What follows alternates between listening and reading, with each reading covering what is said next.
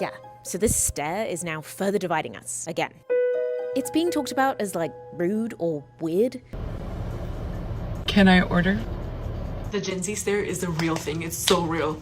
But also simply not putting up with other generations' social interactions. Gen Z does that for mandatory small talk. Fair. A lot of Gen Z don't know how to talk to people, but a lot of older generations talk too much, too rudely, and too proudly while being too stupid. Now, many Gen Zers agree this is a real thing, especially when it comes to working in customer service jobs. It's fully booked.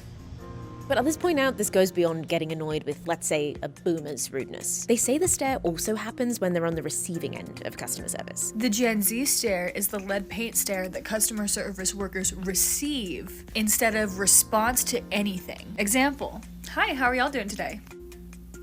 But is this really a thing, or just another way one generation picks on the next? Now, this Gen Z on TikTok, who defines herself as an older Gen Z at 22, says that younger Gen Zs are doing it because of a loss of in-person interaction during the pandemic. Young people, Gen Z, spend a large portion of their formative years in isolation or in lockdown and quarantine, whatever. Our primary form of conversation or communication became texting, not actually conversing with someone. And the author of the book Generations agrees. She says having less one-on-one social time in your teens could lead to social anxiety in new jobs or other public spaces. We spoke to a career coach who says this is a generation-specific issue. The way they've learned is different than the way a lot of us traditionally have learned. And they haven't had the, quote, soft skills perfected. And when you're on a computer on a Zoom call, you can understand why. So I think it comes down to basic fundamentals, whether it's greeting, handshakes, protocols on being in an elevator. I teach practice going first.